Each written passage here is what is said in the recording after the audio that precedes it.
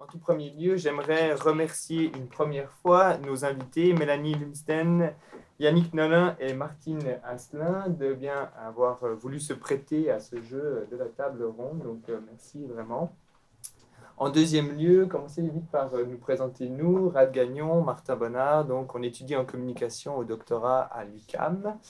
Et puis, ça fait quelques temps maintenant qu'on travaille sur la création collective, disons, on pourrait dire la création collective et de bricolage dans notamment les laboratoires de création cinématographique du mouvement Kino.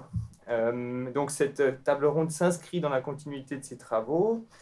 Les laboratoires qu'on appelle cabaret kino, ce sont des laboratoires éphémères de création collective dont la formule rencontre un succès grandissant depuis les années 2000 environ.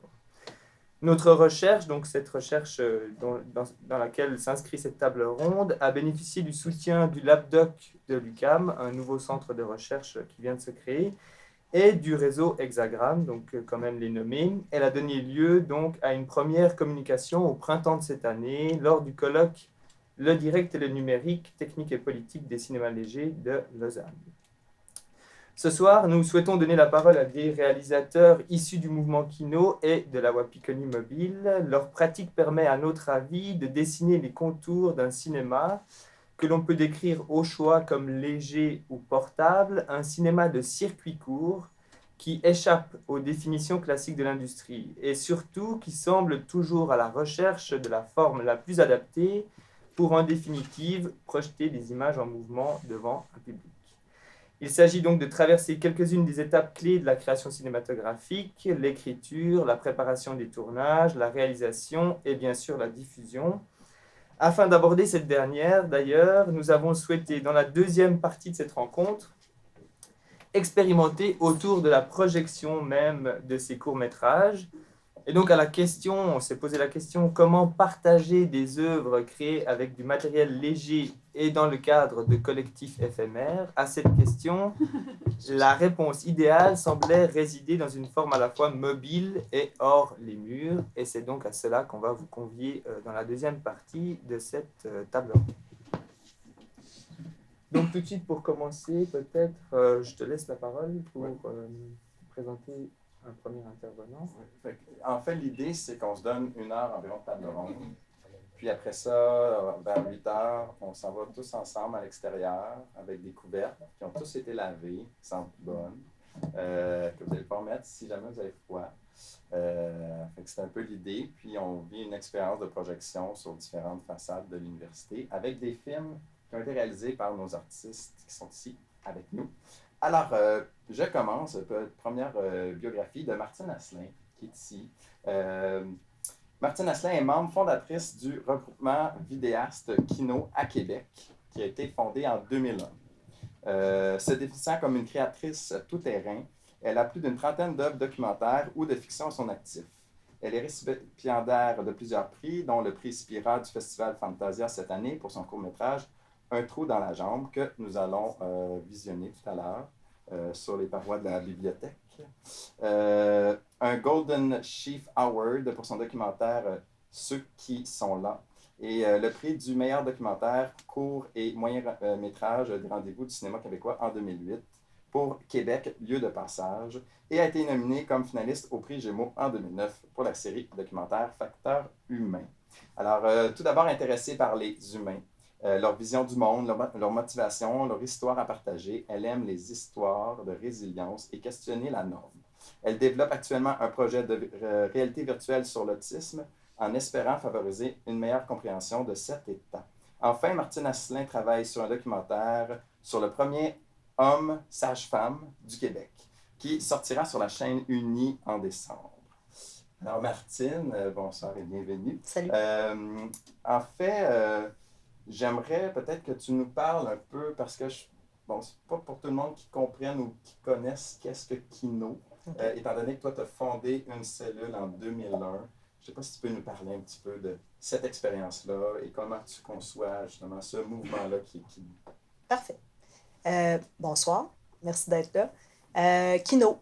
a démarré à Montréal en 1999. C'est des finissants de l'UQAM qui se sont donné un défi de faire un film par mois pendant 12 mois, vu que l'an 2000 était supposé être comme l'année du grand bug global qui allait tout anéantir.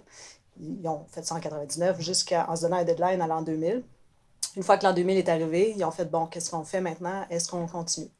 Ils ont décidé de poursuivre l'expérience en continuant des soirées mensuelles de projection, mais en se donnant plus nécessairement l'obligation de faire un film par mois. Donc, il y a d'autres gens qui sont arrivés sur cet écran qui s'étaient ouverts aussi et qui ont commencé à participer à Kino à Montréal. En 2001, ben, nous, on a entendu parler de ce qui se faisait à Montréal, à Québec. Puis on a dit, écoutez, ça serait vraiment cool, on a le goût de partir, nous aussi, une cellule à Québec. Donc, on a créé le deuxième regroupement de vidéastes Kino. L'objectif, c'était de faire bien avec rien, de faire mieux avec peu, mais de faire surtout maintenant. Donc, de ne pas être dépendant des structures de financement et de pouvoir créer en collectivité des œuvres en mettant en commun les ressources qui étaient rendues légères et portables. Et en créant donc ensemble des films, puis en ayant un écran sur lequel les projeter de façon mensuelle. Et à peu près à cette époque-là, en même temps qu'on a créé la cellule Kino, ça a engendré une mobilité parce que les gens de Montréal ont commencé à venir à Québec. Nous, on a commencé à aller à Montréal. Et il y a une troisième cellule qui s'est créée dans la région de Charlevoix, à l'île aux Coudres. Donc, on a commencé à circuler comme ça. Puis, cette idée de circuler s'est propagée outre-mer assez rapidement, où on a décidé d'aller faire un cabaret à Hambourg, en Allemagne, et ensuite à Saint-Pétersbourg, en Russie. Donc, à chaque fois que Kino se promenait quelque part, ça essaimait, ça laissait une trace. Ça faisait souvent qu'un groupe local se créait par la suite et qu'un nouvel écran de projection se créait. Aujourd'hui, le mouvement Kino doit regrouper à peu près une cinquantaine de cellules à travers le monde, sur tous les continents. Et il y a une mobilité encore qui s'est installée. Donc, les gens circulent d'un cabaret à l'autre à travers le temps. Les fameux événements de création dont on parlait tout à l'heure, où on crée des films en 48 à 72 heures en équipe, de façon non compétitive et complètement collaborative, et on les projette à l'écran, souvent dans le cadre d'événements cinématographiques. Il y a beaucoup de festivals qui vont ajouter à leur programmation un cabaret Kino, parce que c'est un événement qui est festif. Les gens viennent pour regarder ces films-là qui ont été faits sur place dans une courte période de temps avec les ressources locales. Et ça fait de très beaux mélanges culturels, je dirais, pour avoir fait celui de Shanghai en 2014, où j'ai essayé de monter un film avec des Chinois, sans comprendre le mandarin, sans parler du tout. C'était assez sportif et c'était très drôle, surtout d'essayer de communiquer avec nos esthétiques, notre conception du cinéma qui était différente, mélanger tout ça, projeter ça sur l'écran après. C'était assez amusant. Donc, c'est un peu ça que propose Kino, de la création en groupe, où chaque personne, par exemple, arrive avec son projet quand même. Ça émane souvent d'un auteur, ou sinon c'est un travail d'équipe entre 2 ou 3 personnes. Mais ça crée donc une œuvre qui est toujours reliée directement à son auteur, qui est réalisée avec aucune contrainte, sauf celle qui est budgétaire, mettons, parce qu'il y a zéro budget, sauf qu'il y a les ressources qui sont là gratuitement, l'équipement qui est là gratuitement, et tout un espèce de contexte autour d'un festival de cinéma souvent qui fait qu'il y a des ressources sur place. Super, est-ce que c'est assez... Non, c'est vraiment bon. Okay. Moi, ça m'a pris 3 ans à écrire ça. Puis peut-être justement le lien, parce que en fait, qui se rassemble, ou c'est comment toi tu as vu, qui s'est rassemblé par exemple à Québec pour participer à ce mouvement-là, ou regroupement-là en 2001? Ben, en 2001, à Québec, on était des gens dans le domaine de la vidéo déjà. Il y avait des artistes en art visuel qui s'intéressaient au médium vidéographique. Il y avait des gens comme moi qui faisaient déjà de la vidéo professionnellement, mais en début de carrière. Donc, nous, on avait déjà un intérêt pour ce médium-là. Puis on trouvait ça intéressant de créer aussi l'événement de projection qui donnerait une vitrine à ce qu'on allait créer. Puis assez rapidement, ça a été quand même assez rapide où on a dû changer de salle à chaque mois parce que l'audience grandissait assez rapidement en même temps que le nombre de participants cinéastes grandissait aussi. Ce qui est intéressant, c'est que quand on va dans des festivals de films, vous y êtes probablement déjà allé, il y a souvent plusieurs projections en même temps, puis les gros films ont une très grande audience, mais il peut arriver que les films courts-métrages aient une plus petite audience de salle des fois. À Kino, chaque mois, il y a à peu près, dépendamment des villes, mais il peut y avoir une audience qui va jusqu'à 300 personnes. Donc, ça donne quand même une bonne audience pour des courts-métrages indépendants, produits avec pratiquement aucun fonds. Puis bon, il n'y a rien qui empêche ces œuvres-là, après ça, de circuler dans le circuit des festivals normaux, là. Je veux dire, le même circuit que les films financés font. Maintenant, il n'y a aucun festival où je vais dans le monde aujourd'hui où il n'y a pas au moins un ou deux kinos. Je veux dire, on a des festivals de courts-métrages, il y a toujours au moins un ou deux kinos, ou sinon plus de programmés, parce que c'est un mouvement qui a essaimé et qui permet de faire des petits miracles avec presque rien. Ouais. Super, ben merci beaucoup Martine. On va revenir. Je vais présenter maintenant Yannick Nolin. Yannick Nolin a complété ses études en cinéma au Cégep de Saint-Hyacinthe en 2002. Ça date déjà. Au collège O'Sullivan en 2004. Puis, il y a aujourd'hui plus d'une douzaine de courts-métrages à son actif. Il a également collaboré à différentes œuvres internationales, dont la direction photo pour un film qui s'appelle Quattro Lunas, qu'on retrouve sur Netflix, avec Atco Film. Il est d'ailleurs photographe et a notamment à son actif l'exposition Thébaïde, Solitude numérique. Yannick est en plus directeur général de Kinomada et aussi fondateur de cet organisme et était directeur marketing pour le festival Regard, qui est comme un des plus gros festivals de court-métrage qu'on a en fait au Québec, ça c'est sûr, mais je pense au Canada. Festival international du court-métrage au Saguenay. Fait que Yannick, je sais que bon, ça fait longtemps que tu es dans le mouvement Kino, mais je voudrais que tu te concentres peut-être plus sur l'aspect Kinomada, c'est quoi, puis pourquoi, comment ça n'est en venu comme projet? Comme Martine, moi aussi, je suis embarqué dans le mouvement Kino, mais en 2002, en fait, avec un collègue, on a fondé la 4e cellule au monde, qui était celle de Saint-Hyacinthe, donc qui est sur la rive sud de Montréal, à 45 minutes. En finissant l'école, on se disait, on se retrouve devant rien, on n'a pas de possibilité de faire du cinéma. Qu'est-ce qu'on fait? C'était dur de rentrer sur les plateaux ou de même de faire son chemin. Donc, notre professeur nous avait dit, regardez.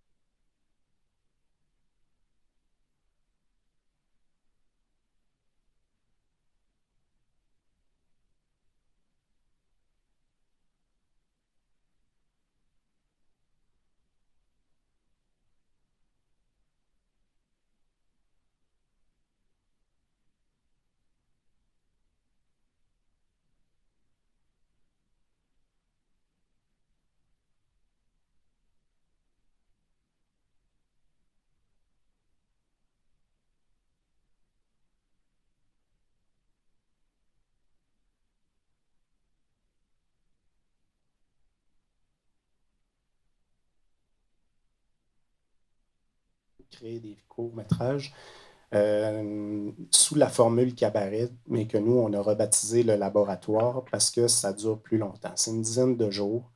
Donc, on n'a plus de temps pour produire les films. Et ce qu'on voulait aussi, comme je mentionnais, de faire le pont entre le Québec et le Pérou, d'avoir un échange culturel à travers le cinéma. Parce que selon moi, c'était une belle façon d'en apprendre sur l'autre, sur les autres communautés avec le cinéma, parce que le cinéma, selon moi aussi, peut être une arme de communication. Et bref, c'en est un, selon moi. Et je vais continuer mon idée. Donc, avec ces jeunes-là, on a jumelé donc une dizaine de Québécois pendant 10 jours. Il en est sorti une quinzaine de films.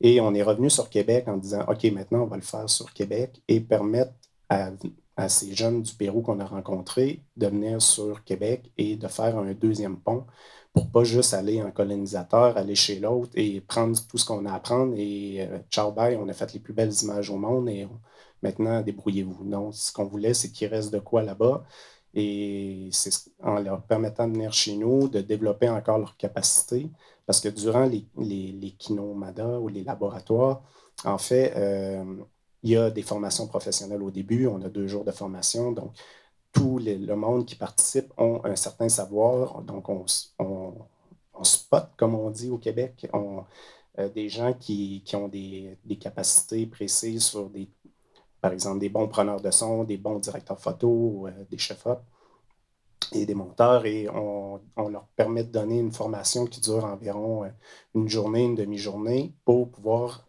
permettre à ces personnes, aux participants, d'en apprendre un peu plus sur certains thèmes. Et suite à ça, la 3e journée, comment on fonctionne, c'est un tour culturel. Donc, on visite le lieu où on est, on en apprend sur la culture, sur l'histoire, sur les gens où on est et chez qui on est. Et après ça, on a une réunion de production qui dure une journée, environ 3 heures. Et ensuite à ça, les gens partent et c'est la folie, tout le monde se jumelle et il n'y a pas de compétition, il n'y a pas de prix, c'est un échange. Donc, les gens embarquent sur 3, 4, 5, 6, 7 projets et ne dorment pas durant 24 heures pendant 7 jours qui restent. Donc, ça fait un peu une folie et tout ça. Donc, on installe les sofas, on installe les tables pour les ordinateurs, on a un magasin technique où ce que les gens peuvent louer des lumières, des caméras, des kits de son. Donc, ils se partagent aussi l'équipement. Et suite à ça, la dernière soirée, la 7e journée, on présente les courts-métrages devant le public. Et généralement, depuis le début, on a entre 300 et 500 personnes qui assistent à nos projections. Donc, ça va jusqu'à 500 personnes quand on est sur Québec. Et depuis 2009, on a fait 19 événements. Donc, on est nomade, on se déplace. On a été dans 9 villes à travers le monde, dans 9 pays, c'est-à-dire dans 13 villes. Et on a fait 19 événements. Donc, ça fait beaucoup en 7 ans. Ce qui nous donne au total, si on y va avec des statistiques encore, plus de 1000 personnes qui ont participé. Puis on a produit plus de 650 courts-métrages en 7 ans et plus de 200 sélections en festival. Donc, et plusieurs ont gagné des prix ici et là, mais tout le temps fait aussi dans un contexte sans financement, sans compétition, et il en sort des produits que moi je considère très pro aussi. Donc. Merci beaucoup, Yannick. J'ai d'autres questions, mais je vais attendre. Maintenant, on va donner la parole à Mélanie Lumsden. Mélanie, en fait, est titulaire d'un baccalauréat en sciences politiques à l'UQAM, pendant lequel elle s'est entre autres impliquée au sein du Cercle des Premières Nations de l'université. Mélanie milite activement pour la sensibilisation populaire aux réalités autochtones. Elle est de la nation, je vais le dire, moi je ne sais pas sûr, Inuvialuit. Ouais. C'est bon? OK. De par sa mère et belge de par son père. Elle a fondé l'organisme Mikana avec Widia Larivière, organisme qui a depuis offert une centaine de conférences et d'ateliers dans différents milieux éducatifs pour sensibiliser les gens à l'histoire de la colonisation au Canada et aux réalités autochtones contemporaines. Elle travaille également au sein de l'organisme Destination, Carrefour international des arts et culture des peuples autochtones, qui a comme mission de participer à la création, la diffusion, la production et la reconstruction des cultures des peuples autochtones. Elle a également réalisé avec le Wapikoni Mobile les courts-métrages Où sont tes plumes, que nous allons voir, en fait c'est le premier film de la soirée, et Un nouveau souffle, ainsi qu'un 3e film que j'ai pas le titre. C'est Ne cessez jamais de vous émerveiller. Ne cessez jamais de vous émerveiller. En fait, pas la distinction, mais Yannick et Martine, eux, c'est vraiment une expérience plus kino. Là, ici, ce qu'on voulait, c'est d'avoir quelqu'un qui avait participé en tant que réalisatrice auprès du projet de la Wapikoni Mobile. Fait que c'est un petit peu sous cet angle-là qu'on voulait avoir un peu ton expérience, que tu voulais me partager comment tu es entré au sein de ce type de production-là. Oui, donc, oups. Euh, donc, le Webkid Mobile, c'est un projet qui a été créé. Ben, en fait, c'est une initiative qui vient, qui est du Québec déjà. Puis, c'est une jeune Atikamekw qui s'appelait Wapikoni, qui avait pour rêve de faire rayonner finalement, puis d'encourager finalement le mieux-être dans sa communauté, puis à travers la création finalement, puis à travers le cinéma. Elle avait rencontré à cette époque-là Manon Barbeau, je pense que c'est dans le début des années 2000. Manon Barbeau, qui est une cinéaste québécoise, qui s'est alliée avec le Conseil de la Nation Atikamekw pour créer le Webkid Mobile, qui est un studio de cinéma ambulant qui se promène dans les différentes communautés autochtones à travers le Québec et donc qui passe un mois dans chaque communauté, surtout à partir du mois de mai jusqu'à septembre, pour proposer aux jeunes dans chacune de ces communautés-là, avec des cinéastes accompagnateurs et une équipe technique également. Donc, la possibilité de faire des courts-métrages, de faire leur premier court-métrage finalement. Et aujourd'hui, sur le site du Webkid Mobile, il y a plus de 900 courts-métrages qui sont disponibles et qui ont été créés par autant, sinon plus, de jeunes autochtones à travers le Québec. Et le projet s'étend aussi maintenant à travers le Canada. Donc, ils ont commencé à faire aussi des films au nord du Canada et jusqu'à Vancouver aussi. Donc, moi, j'ai fait mon premier court-métrage avec Widia Larivière en 2014.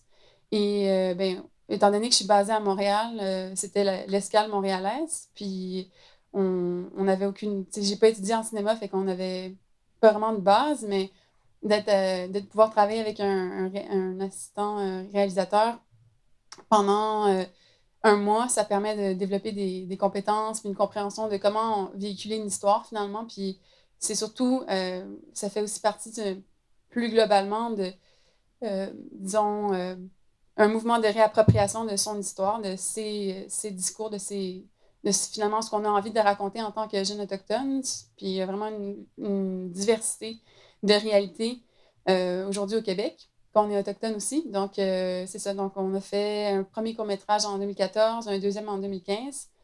J'en ai fait un troisième en 2016 en France. Puis, donc, il y a la possibilité pour tous les jeunes autochtones qui sont basés à Montréal de participer, par exemple, à l'Escale Montréal à chaque été.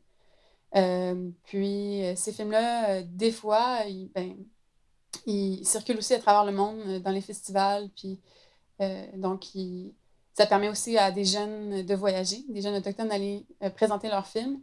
Donc, c'est quand même une opportunité assez unique en soi, puis qui a renforcé aussi l'estime de soi de beaucoup de jeunes, je pense, puis leur capacité à exprimer leur histoire, puis finalement à réaliser leur projet, peu importe le projet finalement.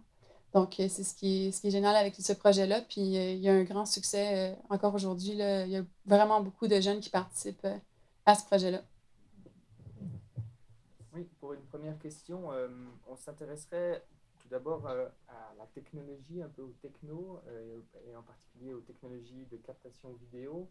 En regardant un peu vos parcours, on s'est rendu compte que vous êtes parti vous avez commencé à faire des films, je pense que c'est toi Martine, avec des mini-DV, enfin avec vraiment les caméras qui sont normalement destinées, je dirais même plus qu'à l'amateur, plutôt à capter des choses dans un cercle familial, etc. Mais vous aviez envie d'utiliser ces caméras pour les amener autre part. Est-ce que vous pouvez nous dire un petit peu comment, dans le cadre de vos expériences, s'est passée cette appropriation de ces technologies, puis quand même des expertises qui sont liées à ces technologies-là? Ben, moi, je me rappelle quand tu as dansé. Ouais, je suis la plus vieille. Droit.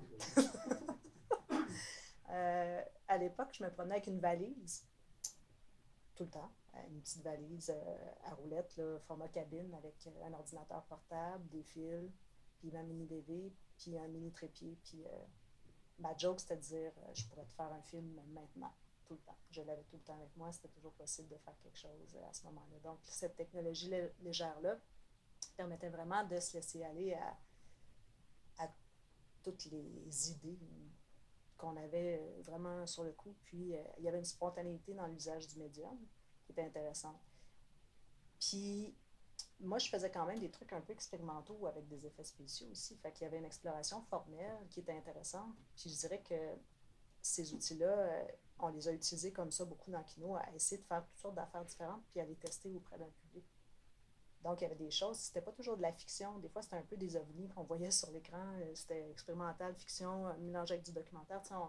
Il y a eu vraiment toutes sortes d'affaires qui sont passées sur les écrans Kino à cette époque-là. Puis je pense que c'était la spontanéité de ce médium, son accessibilité, ont vraiment fait en sorte que tout était possible. Fait que, et tous les risques pouvaient se prendre parce que tout le monde s'en foutait. Il n'y avait pas personne qui avait investi là-dedans. Je veux dire, c'était vraiment libre à l'auteur puis à l'artiste de faire quelque chose. Pour parler, moi, de mon côté, quand j'ai commencé, c'était en VHS et on montait en super... c'était le gros tape, là. On montait là-dessus avec des grosses tables un peu... Ouais, le 3/4, exactement. C'est ce que je cherchais. Ça, du 3/4 qu'on appelle ici. Et à ce moment-là, le mini DV est arrivé, mais vraiment accessible à moins de 1 000 $. On avait une très bonne caméra qui faisait du 640 par 480, donc c'était notre HD de l'époque. Et il s'est aussi fait une fracture, j'ai l'impression, entre les cinéastes et les vidéastes à partir de ce moment-là, parce que, étant donné que les cinéastes font ça avec la pellicule et les vidéastes avec de la vidéo, il y avait quand même ça, puis il y avait un peu un regard vers le bas, vers les kinos et nous qui arrivons un peu comme Martine dit, avec des trucs un peu ovni, des essais, mais jamais sans trop de prétention, c'était vraiment faire des essais, puis ça nous a amené aussi à être créatifs en peu de temps, puis se retourner sur un petit scène, comme on dit. Maintenant, aujourd'hui, les caméras qu'on tourne, c'est des Alexa, c'est tout du numérique, puis on considère que c'est des cinéastes maintenant, donc on devrait les appeler vidéastes aussi parce qu'ils ont arrêté. Donc, c'est un peu tout ça qu'il y a cette fracture-là que je pense qui est en train de se recoller, puis qu'il y a une zone qui est en train de vraiment dire, ben, même maintenant en kino, on a du monde qui ont des caméras 4K et on peut tourner des films qui vont être projetés en festival, mais c'est jamais le premier objectif. Le premier objectif, c'est d'essayer quelque chose, et si ça marche, tant mieux. On ne se prend pas la tête, vu qu'il n'y a pas de compétition. Donc, mais pour l'expérience, c'est justement tellement ça a évolué entre le mini DV, voire le VHS au 4K, maintenant 6K et 8K même. En moins de 20 ans, et c'était une folie parce qu'à une certaine époque, c'était quasiment aux 6 mois que le HD, le super HD, puis ça n'arrêtait plus. Mais ce que ça permettait, justement, durant les labos, ben, il y avait tout le temps quelqu'un qui arrivait avec cette nouvelle caméra-là et que lui, il nous la montrait, puis on comprenait, puis ça nous éduquait aussi en même temps, puis ça nous a permis de suivre un peu le marché qui est en train de s'installer aussi au niveau de la technique. Et moi, j'ai trouvé que c'était un peu une école de la rue pour ça aussi. Peut-être avec ce que je veux Désolé. Parce que je pense souvent au fait, parce qu'on dit souvent qu'avec les téléphones cellulaires, tout le monde peut maintenant faire des films. Puis là, je sais pas, ça me fait penser un peu des fois avec la Wapikoni, quand l'unité mobile arrive dans une communauté. Est-ce qu'il y a déjà de la production qui se fait avant même que la Wapikoni arrive, étant donné que tout le monde peut faire des films, ou vraiment il y a comme ce besoin un peu d'encadrement pour aider à supporter la production? Ben justement, je pense que l'objectif de la Wapikoni, c'était aussi de rendre accessible la création de courts-métrages pour des jeunes, puis d'aller dans les communautés parce que souvent, des fois, c'est juste parce que les communautés sont plus loin, plus éloignées, ils n'ont pas accès à ce genre de matériel-là non plus. Donc, c'est vraiment l'objectif, là, c'est de rendre accessible finalement ce matériel-là aux jeunes, puis de passer un mois là-bas. Mais ensuite, je pense qu'il y a des jeunes qui ont voulu continuer dans le cinéma, qui se sont intéressés à en faire plus, des courts-métrages après avoir fait quelques courts-métrages avec le Wapikoni, puis qui se sont procurés ou qui ont gagné du matériel, qui leur permet de poursuivre ces projets-là. Et donc, non, ben, je pense que ça dépend des communautés, là. Il y a des communautés qui sont plus favorisées que d'autres, donc ils ont plus de moyens. Donc, j'imagine qu'il y en a qui ont des salles de production vidéo ou audio, mais d'autres qui n'en ont pas. Puis, au début, je pense que le Wapikoni, c'était une caravane, une caravane. Puis là, mais c'est encore une caravane, mais c'est comme une super caravane, comme gigantesque, avec un studio de son aussi pour les jeunes qui préféreraient peut-être créer leur propre album musique. Donc, il y a vraiment le volet création, finalement, de court-métrage et création mais pas de CD, là, parce qu'il n'y a plus vraiment de CD, mais de musique. Je vais juste faire une parenthèse là-dessus. Wapikoni a eu ça de beau aussi que les cinéastes autochtones se sont aussi appropriés une façon de faire du cinéma qui leur ressemble. Ils parlent vraiment de thèmes qui sont propres et qui sont forts. Mais il y a un centre de formation à Odanak, proche de Sorel, aussi, qui s'est fait pour la création vidéo aussi, qui a probablement un peu essaimé avec toute la mouvance de Wapikoni. Puis moi, il y a à peu près 3-4 ans, on m'avait invité comme cinéaste de kino à venir faire le premier cabaret autochtone là-bas. Fait que ça avait été super le fun. On avait fait un cabaret kino. On leur avait comme expliqué le concept du kino. Puis c'était tous des jeunes autochtones qui ont fait un cabaret kino d'une durée de 72 heures. Fait que, tu sais, on sent aussi un intérêt de s'approprier un écran sur une base régulière puis de pouvoir projeter en tout temps. Fait que c'est le fun. C'est tout. Ça me permet de rebondir. Il y a quand même, on l'a compris en fait, certains cabarets, les gens arrivent déjà avec un projet. Par exemple, un réalisateur a déjà un petit début de scénario, il arrive déjà avec un projet. D'autres, tout doit se créer directement pendant le moment du cabaret. Mais cette question justement tu t'as dit expliquer comment fonctionne le kino, ça vient pas forcément de soi, de comprendre que on va se partager, qu'il y aura pas qu'on va se partager des technos, etc., qu'il n'y aura pas vraiment de compétition. Comment est-ce qu'on fait embarquer les gens dans la création collective, en fait? C'est ça, genre du kino. Comme j'en ai organisé 19, je pense que... en fait, comment on s'y prend? Au début, on communique avec eux par appel à candidature. Donc, les gens qui participent déjà, on essaye de capter qu'est-ce qui se passe. Mais il y en a plusieurs qui ont pas... Au début, c'est arrivé que le monde ne comprenait pas trop qu'est-ce qui se passait. Mais quand il arrivait, le jour 1 arrivait, le jour 2 arrivait, avec les formations, ils sont un peu OK, mais quand est-ce qu'on commence à tourner? Et quand la réunion de production arrive, ils se perdent dans le tourbillon de la création.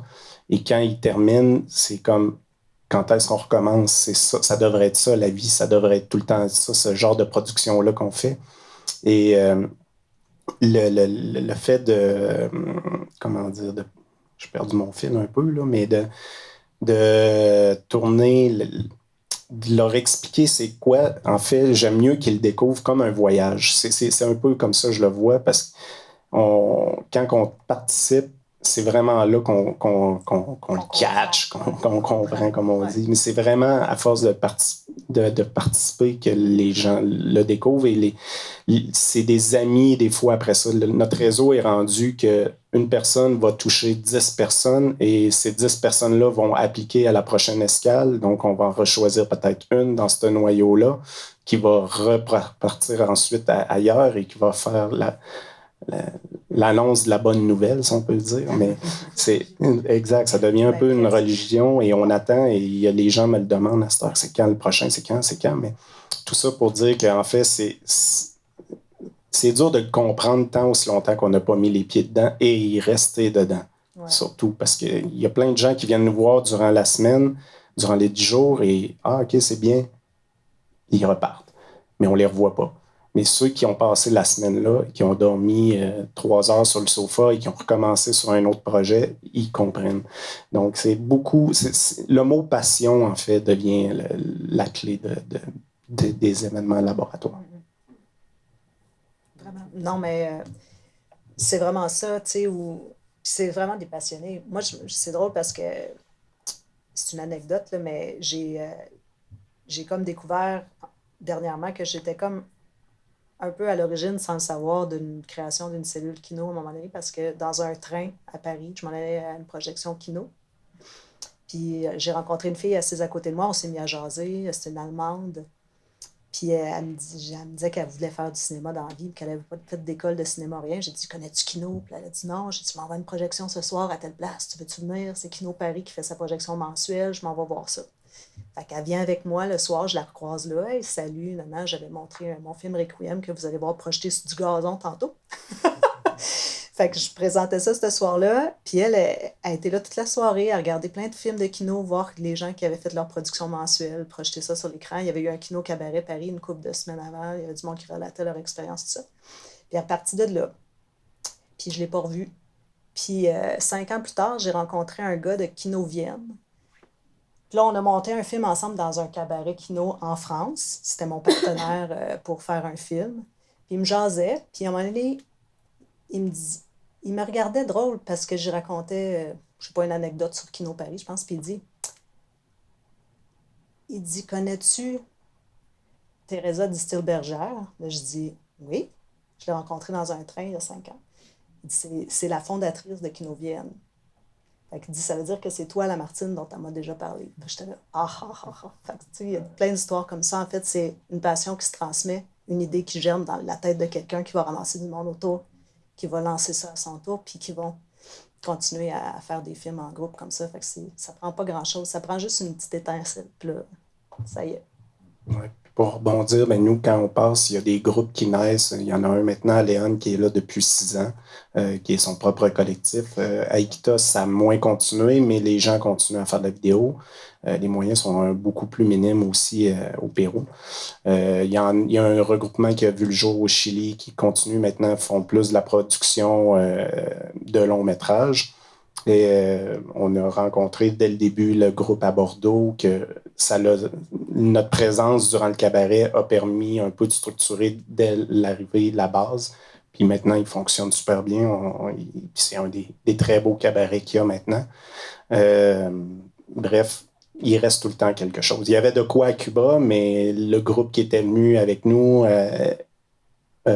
fui vers les États-Unis. Donc, quand ils sont passés en Amérique, ils ont traversé la frontière ensuite. Donc, mais il a existé pendant 2 ans un groupe aussi à Cuba après notre passage. Donc, comme je vous disais tantôt, de laisser quelque chose, et ça a permis de changer la face du cinéma à Cuba aussi. La jeunesse s'était mobilisée pour faire un cinéma différent, et pendant 2 ans, ils ont créé quelque chose. Ben, pour la Wapukani, moi, ce que j'ai constaté, c'est que parce qu'il y a des projections des courts-métrages aussi à Montréal, puis à chaque année, il y a un lancement d'une sélection que le Wapukani a fait des films qui ont été faits au Québec. Et ça rassemble beaucoup de gens. Puis donc, il y a des jeunes autochtones qui vont découvrir ces films-là, ou qui vont aussi aller assister aux projections de films après chaque escale dans chaque communauté. Donc, à la fin de chaque escale, il y a les projections de ces films-là dans la communauté, puis ça donne le goût à d'autres jeunes d'écrire aussi. Puis c'est ça que je trouve génial avec la WAPI, c'est que tu vois qu'il y a une relève là, qui prend la place, puis finalement, c'est comme pour Kino, j'imagine aussi, là, c'est contagieux, puis il y a d'autres jeunes qui se disent « Ah, ben eux, ils ont réussi à faire un film », ils ont pu voyager avec ça aussi, on peut aller rencontrer d'autres gens, puis partager leur passion ailleurs aussi. Donc, je vais me lancer là-dedans. Ce qui est beau avec les projections dont elle parle, là, les projections annuelles, il y en avait une là, dernièrement. C'est toujours dans le cadre du Festival du Nouveau Cinéma. Donc, encore là, c'est intégré à un festival de films reconnu. Puis cette année, c'était la première fois qu'il le faisait au Cinéma Impérial, qui est une très grande salle. Puis la salle était pleine, puis les films étaient très bons. Puis je veux dire, moi, j'y étais avec mes enfants. Puis les films touchent tout le monde. Qu'on soit autochtone ou non autochtone, les thématiques viennent toutes nous chercher. Puis ça fait un bel échange. Puis les gens discutaient après dans le hall. Puis c'est vraiment, c'est une occasion aussi de rencontrer les peuples, les gens qui sont des différentes nations, auxquelles, malheureusement, des fois, on n'a pas vraiment accès, et inversement, on ne se voit pas souvent pour jaser. Mm-hmm. Puis là, c'est vraiment, ça crée un lieu de rencontre. Puis pour avoir été cinéaste formatrice, moi, j'ai énormément appris aussi sur la culture. Moi, c'était avec les Inuits. Mais tu sais, j'ai jamais eu l'occasion dans ma vie normale de rencontrer des Inuits, là, puis de jaser avec eux autres, puis découvrir leur culture. Fait que ça crée vraiment, un peu comme Kino Brada le fait aussi, ça crée des ponts culturels d'une façon qui est très particulière, puis beaucoup plus, tu sais, on est dedans, là. Fait que tu sais, c'est ça aussi, je pense, le point commun entre Wapi et Kino, c'est de rapprocher les cultures ou rapprocher des gens qui ne se parleraient pas vraiment ou n'auraient pas eu l'opportunité de créer ensemble non plus. Oui, puis ça amène une fierté aussi chez les jeunes. Puis ces lancements-là annuels permettent aussi une découverte puis une connaissance des actualités autochtones, finalement, des sujets d'actualité vus par les jeunes. Dont, par exemple, le sujet de la transmission culturelle, c'est un sujet important. Puis il y a des jeunes qui en parlent, mais vraiment de leur histoire personnelle. Donc, c'est des histoires individuelles, mais qui viennent finalement, qui parlent pour la nation au complet. Puis au Québec, il y a quand même 11 nations autochtones. Donc, il y a vraiment, même entre les nations, il y a des réalités qu'on ne connaît pas, puis qu'on est intéressé à en savoir plus. Puis ça nous permet de rencontrer justement des gens d'un peu partout. Ouais, ça c'est quand même un point important en vous entendant parler de vos expériences, c'est que vous avez vraiment voyagé beaucoup à travers le monde et puis j'ai l'impression aussi que c'est un moyen de mettre en image ces rencontres, enfin l'exploration de ces territoires et ces rencontres, un moyen de mettre en image un peu différent que celles enfin ces images qu'on pourrait avoir par la télévision ou comme ça, qui sont aussi des images qui nous parlent de mobilité. On a touché un peu à la notion de mobilité aujourd'hui, mais des images qui nous montrent une mobilité ou des mobilités complètement différentes. Là, c'est vraiment des mobilités qui sont ancrées dans les territoires, etc., qui sont à chaque fois...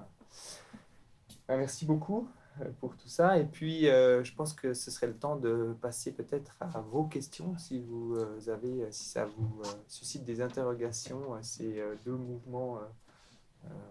Donc, n'hésitez pas, on aurait un petit moment pour des questions de la salle. Fatigué. En dégâts. J'ai posé une question aux gens. Est-ce qu'il faudrait donner le micro? On répond avec la question. Ben, La garde. Étant donné que c'est enregistré. Ah, bon, OK. Ben, aux gens de Kino, en fait, ça fait pas longtemps que je connais le truc. Puis au début, dans ma compréhension de Kino, ce qui m'intéressait beaucoup, c'est qu'on vous parlait tout le temps de mouvement Kino. Puis moi, je suis en sciences politiques, puis ça a une connotation quand même, le terme mouvement, puis je le voyais toujours comme ça. Bon, peut-être vous étiez là quand même au début du mouvement Kino, puis comment vous expliquez ça, le fait qu'on parle effectivement de mouvement Kino, qu'est-ce que ça a pour vous de politique, de mouvement, en fait, dans le cinéma?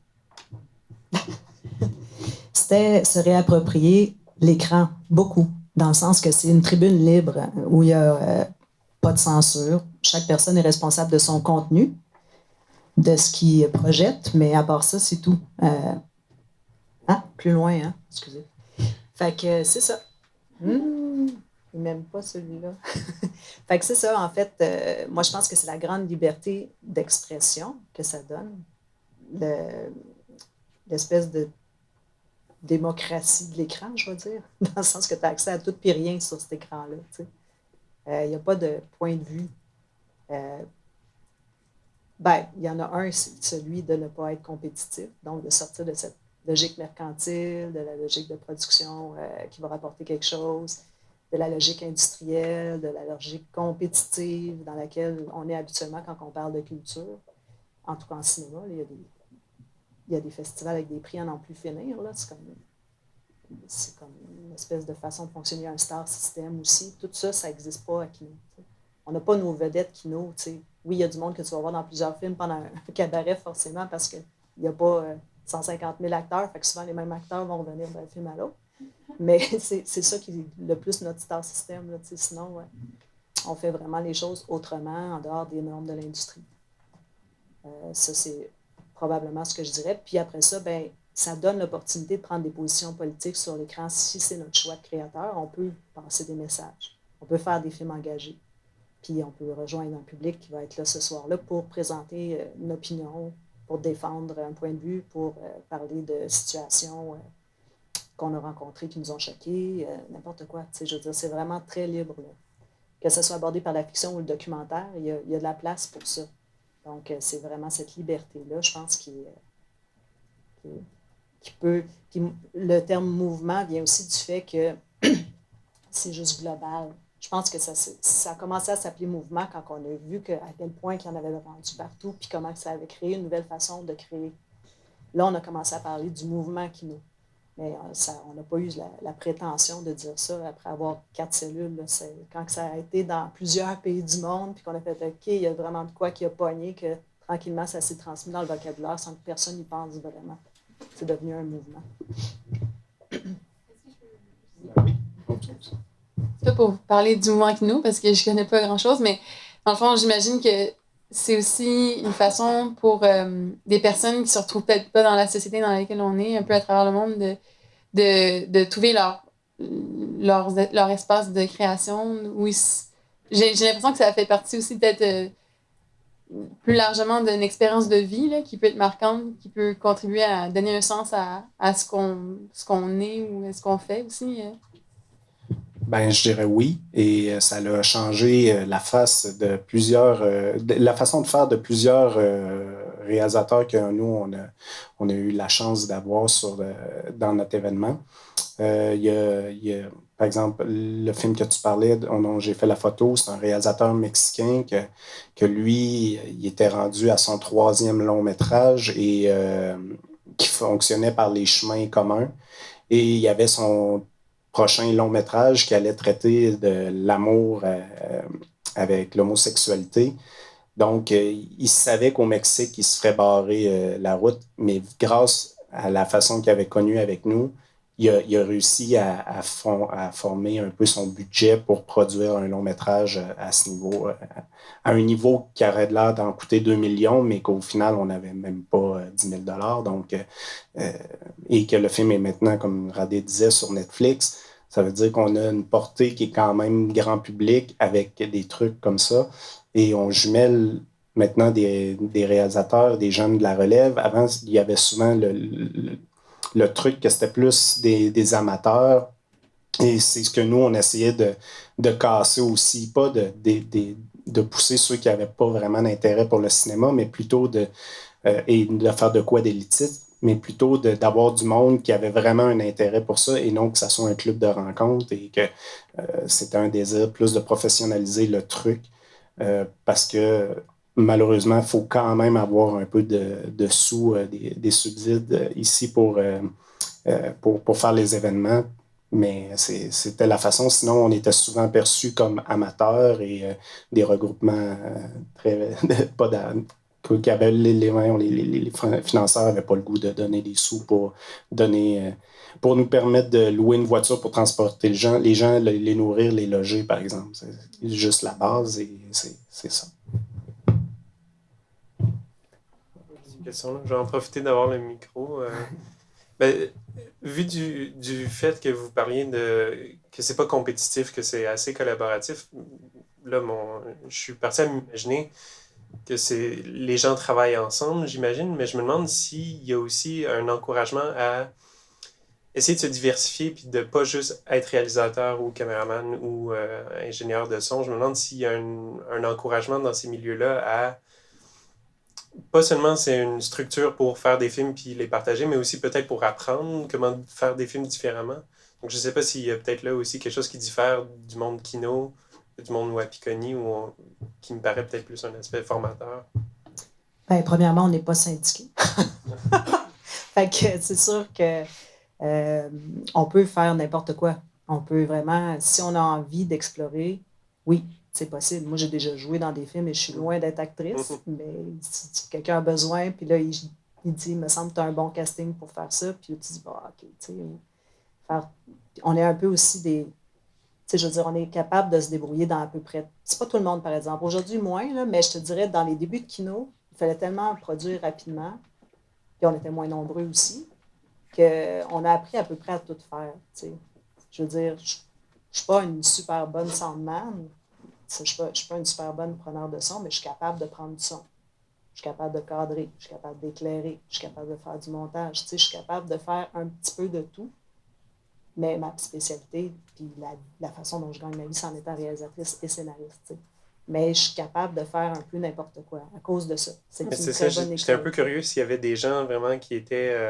Tu sais, moi, je fais que de la photo, ou Aujourd'hui, si c'était oui. un peu. Ouais, c'est ça. Aujourd'hui, oui, parce que le groupe est rendu tellement important en termes de nombre qu'il y a effectivement des gens qui sont DOP puis qui vont venir au Cabaret Kino et des acteurs professionnels qui vont venir au Cabaret Kino parce qu'on les sort de leur zone de confort. Tu sais, pour un professionnel qui est habitué de travailler dans certains paramètres, c'est le fun des fois de se faire bousculer.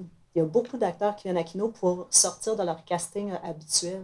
Tu sais, des gros noms. Là. Tu sais, on a travaillé avec des acteurs qu'on voit qui font partie de notre star système québécois, qui sont venus justement pour se faire sortir de leur zone de confort, jouer des rôles atypiques pour eux autres. Ou, tu sais, juste comme produire pendant 2 jours puis voir le film la journée d'après. Tu sais, c'est rafraîchissant.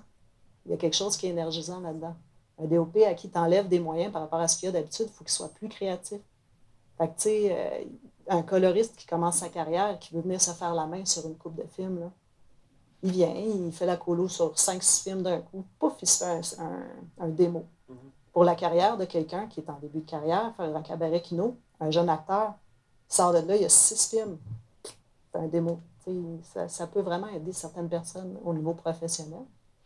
Puis ça nous aide tout un peu à sortir de notre boîte, puis à faire autre chose que ce qu'on fait d'habitude. Puis nous, comme je vous disais au début, on fait des formations de 2 jours, donc on suggère fortement aussi aux participants d'aller voir c'est quoi être preneur de son pour qu'ils comprennent. Puis souvent, ce que ça a permis, c'est que le directeur photo qui travaille souvent dans sa bulle avec ses assistants, puis le réalisateur, puis il y a de quoi d'élitisme, puis là, le maudit preneur de son qui laisse traîner ses fils, ben ça change cette culture-là aussi de dire « Ah ben je sais pourquoi, ben mon cadre, je vais le baisser un peu pour que tu aies un peu de place pour toi, puis finalement, au final, ça look encore. » Donc, mais oui, comme Martine disait, les gens sont beaucoup plus spécialisés et beaucoup plus précis dans leur truc, mais on les force à aller voir ailleurs. Ça va? Ben, peut-être faire référence avec la question à Samuel au niveau de l'engagement politique ou mouvement, mais peut-être plus avec la Wapikoni au niveau. Est-ce que tu vois une perception ou une approche politique de cet engagement-là? De l'engagement du Wapikoni? Du Wapikoni, mais aussi des gens qui participent au Wapikoni. Est-ce qu'il y a un côté politique à leur création, à leur travail qu'ils font? Je pense que c'est vraiment politique, là, quand on comprend l'histoire de la colonisation du Québec, puis que depuis 1876, il y a la loi sur les Indiens qui, au départ, était appelée la loi sur l'émancipation des sauvages. Puis l'objectif, c'était de cette loi-là, puis des politiques d'assimilation, c'était de tuer l'Indien dans l'enfant. Puis pendant longtemps, les pratiques culturelles autochtones ont été interdites par le gouvernement canadien.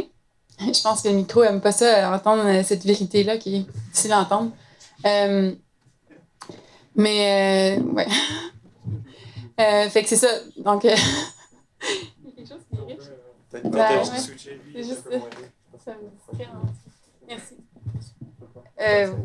Oui, donc c'est sûr que jusqu'en 1951 aussi, les pratiques culturelles autochtones étaient interdites par le gouvernement canadien. Donc, toute manifestation publique, officielle, de pratiquer sa culture, c'était pas possible, sinon t'allais en prison. Donc, ça démontre à quel point, à cette époque-là, juste l'identité autochtone était déjà teintée de quelque chose de mal ou qu'il fallait pas qu'il s'exprime parce que c'était aussi une menace au colonialisme d'établissement. Puis après ça, une chance, les choses ont changé. Puis je pense que le Wapikoni, ça fait partie d'une vague de projets qui justement permettent une réappropriation politique, une réappropriation de sa parole, puis de la parole des jeunes, mais aussi des jeunes pour leur communauté, pour leur nation. Il y en a qui le font vraiment pour que leur nation soit fière d'eux, puis pour être plus proche de qui ils sont finalement, parce qu'il y a une brisure intergénérationnelle, là, avec les pensionnats autochtones qui ont duré pendant un siècle. puis qui ont fait en sorte que les enfants autochtones étaient enlevés de leur communauté, puis qui ont été amenés dans les pensionnats de l'âge de 5 ans, généralement jusqu'à 18 ans, qui ne pouvaient pas voir leurs parents, puis donc le lien même avec la famille, puis apprendre à être en famille, puis apprendre à être en famille dans sa communauté, ça a été brisé. Ben ça a des conséquences parce que ces gens-là, ce sont nos grands-parents, ce sont nos oncles, nos tantes. Donc, ça fait pas si longtemps de ça. Puis aujourd'hui, les jeunes, mais c'est ça, ils ont peut-être un peu plus une distance par rapport à ça, quoique ça fait pas si longtemps. Et ils ont une envie de s'exprimer. Puis je pense juste s'exprimer, c'est déjà quelque chose d'extrêmement politique quand t'es un jeune autochtone. Pour certains, c'est un énorme défi juste de s'exprimer aussi, là. Donc, ça. Je pense que c'est vraiment... c'est très porteur. Ouais.